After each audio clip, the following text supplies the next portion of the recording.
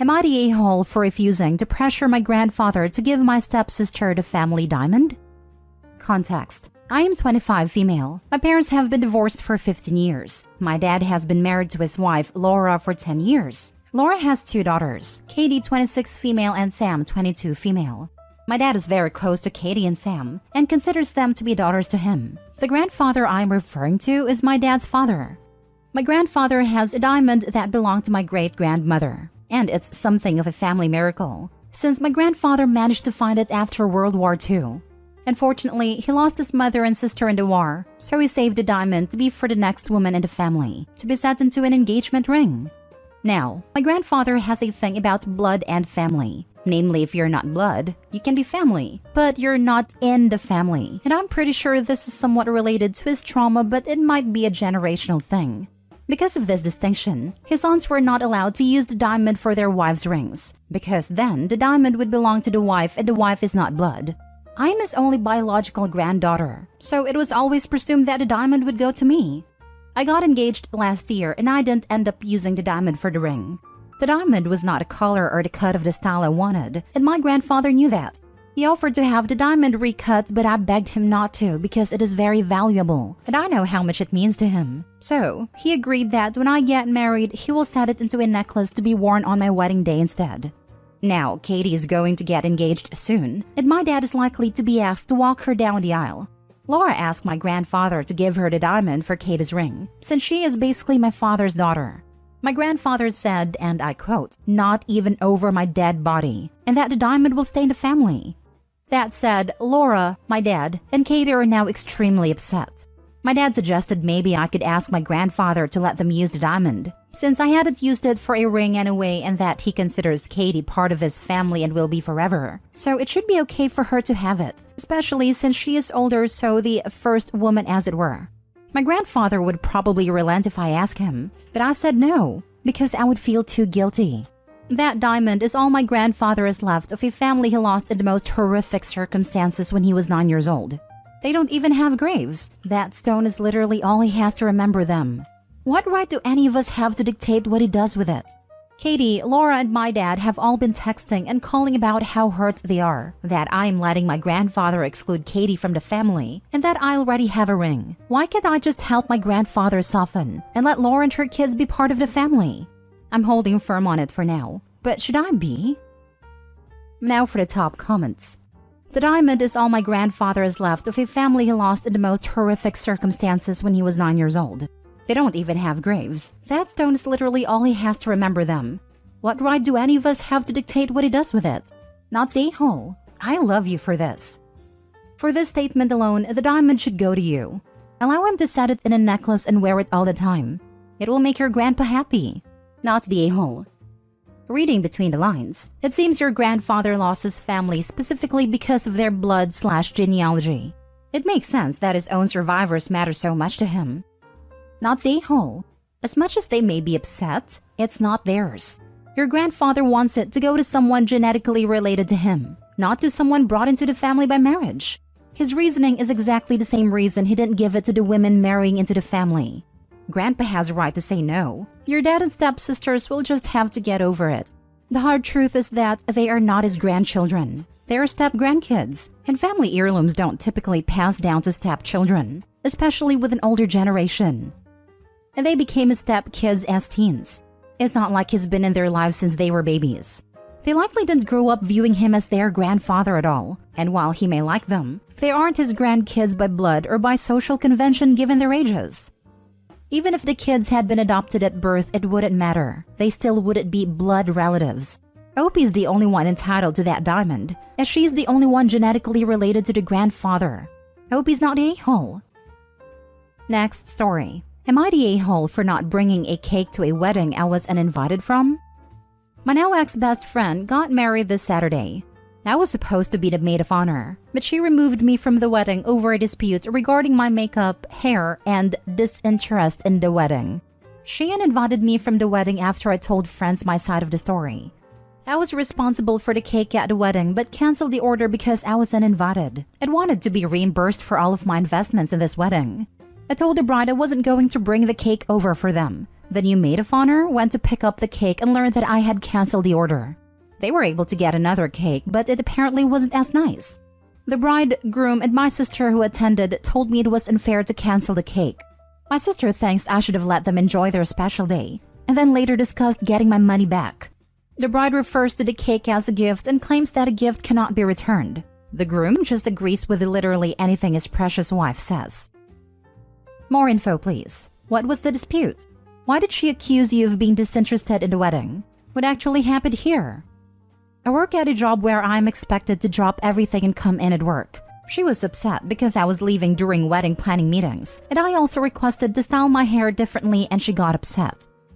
You don't disinvite someone from a wedding and still expect a gift. Not the whole. I guess you could say the bride wanted to have her cake and eat it too. Yep, and there was no way that the bride would have settled up after the wedding. She would have stuck to the "this was your gift" line. Not the whole. So they uninvite you from the wedding but believe they were still entitled to the cake you had paid for? They're all ridiculous if they think that is normal. Completely agree. Also messed up that your sister is saying you're unfair. Should be upset too if she were uninvited and still expected to gift a cake. Not the whole. Not the whole. First, I've never heard of a maid of honor being responsible for the wedding cake. Was that an agreement in lieu of a gift or something? When I was getting married, I was way excited about the excuse for cake. I don't think I would have let someone else make those arrangements. You said you told them you weren't bringing the cake over. Did you mention that was because the order was canceled, or just that you weren't transporting the cake? It's weird that she didn't clarify on this point when she uninvited you. Sounds like they want to have their cake and eat it too, without you around. She was stressed, so I offered to help with some things. I booked the cake under my name and still had a different gift for them. After getting uninvited, I told her, don't expect me to supply you with a cake. So I did not exactly say I canceled your cake. Next story. Am I the a-hole for inserting myself into a married couple's financial life? I'm friends with a married couple, Grace and Michael. Grace and I went out to drink a few days ago, just the two of us. We talked a bit about inflation and finances, and she confessed to me that she barely has any money, and it makes her feel really vulnerable. Turns out, they mostly live off of her income, and Michael, who makes over 2.5 times as much as Grace, puts almost all of his income into savings. He also asks Grace to transfer any of her bonuses or extra money into that savings account. The problem is that Grace has no access to that account. She told me she asked for it in the past, but Michael just said she already has access to their shared checking account. That is strictly for their monthly expenses, so it's fine. Grace told me that she feels like she should have access to that account too, or at least have a little extra in her own personal account. So if anything happens to Michael, she doesn't have to wait months to access the money. She told this to Michael too, but he dismissed her and said nothing will happen to him. I told Grace that this is really not okay, and she should demand access to that account. It's her money too, and it's not right that only Michael has access to it. I was very strong about this, and made her promise that she will make Michael give access to her. She seemed very relieved that I agree with her, and find her concerns more than reasonable. Now on to the problem. Currently, Michael is throwing a fit at me for inserting myself into their financial life, saying it's none of my business. He says that over 85% of the money was put into the savings account by him, and whatever Grace put there was just to compensate for the things Michael paid for alone in the past. Yes, he is right that is none of my business, but my close friend came to me saying she feels vulnerable because at 30 years old, she only has about 500 euros in her name, despite having a well-paying job. Of course, I will tell her this isn't right and encourage her to stand up for herself. But since I'm friends with Michael too, I don't know. Am I the a-hole? Now for the top comments. Not the a-hole. You are warning a friend that it sounds like she's a victim of financial abuse. He's demanding all her pay be shared while sharing none of his. He's trying to make sure she has no funds to which she can use to separate their lives, that he can claim all the money as his. She needed a huge wake-up call, and he's just mad you've shown her his true colors. I agree. Finally, we did the opposite. As my wife has little income, I made sure to put my life insurance in her name, and our joint savings account is in her name too. I want her to feel secure and have as much financial autonomy as possible given the circumstances. We save together, support each other. All the income is ours in my opinion. I feel like for a married couple, all income should be our money too. If that doesn't work for every couple, that is perfectly fine. Just keep totally separate accounts. I feel like it's one or the other. OP's friend's husband is trying to have it both ways. He just wants all the money. There is no reason for her to have a well-paying job and feel like she's broke all the time. OP, you were just validating what your friend already knows. Not the a-hole, but the husband sure is. Not the a-hole, and your friend is being financially mistreated by Michael, who is a total a-hole. Grace needs her own savings account to put her extra money into. This is not a marriage. Why does Michael think he deserves exclusive access to the extra money? If this is the way it's going to be, they should just keep separate finances for everything. It's an all-or-none situation. This sounds like one of those situations where the wife finds out her husband has a secret family or something. Or is deeply in debt, or gambling it all away, or has a secret drug habits or something. So many other awful and expensive things. She doesn't have access to the account because he is lying to her about what the account is for, and likely how much money is in it. Last story. Am I the a-hole for doing a background check on my boyfriend? My boyfriend and I have been dating for 3 months. Even though it's early days, I really thought he was the one. He is nice, attentive, funny, and attractive, and I'm getting older, and I thought he must be the one I have kids with and settle down with. But he doesn't drive, which is very strange in my city. The public transportation is really bad, and most people would opt for a car over an apartment because at least they would be able to get around. Only people who work from home or were in poverty wouldn't have a car, and he makes good money and works 15 minutes away from where he lives by car, so it made no sense. He shows up at dates by asking his friends for rides or asking me to pick him up. We live close by, so I didn't mind, but I asked him about it and he said cars are expensive and he didn't want to pay for one. But then he has trouble getting around and complains about how expensive Ubers are. One day, I found out that my state has a website of public crimes and decided to put in his name. A wall of offenses came up, and it matched his first, middle, and last names as well as his year of birth. He has 5 DUIs and has a court date for a pending one in a week. The DUIs range in date from 10 years ago to one he got 6 months ago. That's the one he is set to go to court for. Because his name isn't super uncommon, I decided to see if he takes the day off work because it's in the morning. He does take that day off and says he has a doctor's appointment. I confronted him when I came over that evening and he got angry at me for not trusting him and infiltrating his personal life like this. I'm angry he lied to me, and he says he doesn't have to tell me everything and that he's changed. I told him his last DUI was 6 months ago, so how has he changed? He got mad and said the cops were pinning things on him, and he just had alcohol with him and he didn't actually drink. I could believe that for 1 DUI, but he has 5. So I asked him to show me proof and he said he doesn't have to, and if I was a good girlfriend, I would just trust him. I don't because he lied to me already, but am I the a-hole for doing a background check on him why he didn't drive?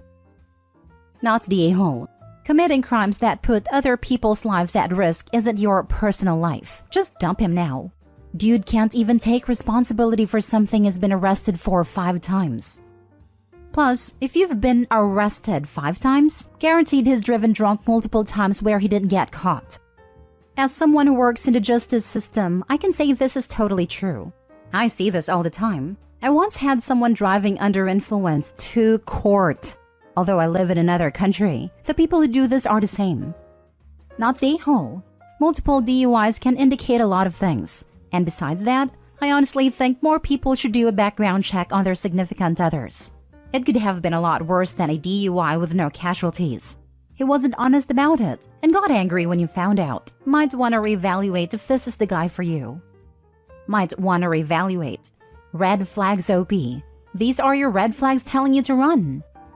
At the point of 5 DUIs, it suggests to me a drinking problem. If it's changed, then does he drink? Is he an AA? I can understand not wanting to lead with that with someone before things get serious, but a conversation about a drinking problem you used to have is a lot easier than talking about a drinking problem you still have. Not the a-hole. She just looked up public records because she was curious about him dodging a question. Even if he had just said it was because of some personal issues he is addressing and wasn't ready to talk about it quite yet, OP probably wouldn't have pride. He dodged the question, and it's reasonable to look at public records to figure out why. Not the a-hole. You didn't run a background check. You checked public records. Run the heck away. Text him you're dumping him right now. He's an alcoholic liar with continual criminal thinking. Exactly. Him basically saying to you that you're not allowed to question him about what he does with his life. It's him saying that your relationship would be that you're not allowed to ask him questions if he had already decided to lie to you about what he was doing. He is someone who continuously drove drunk and has only stopped right now seemingly because he would go to prison. As soon as prison is off the table, he will likely be out driving drunk again.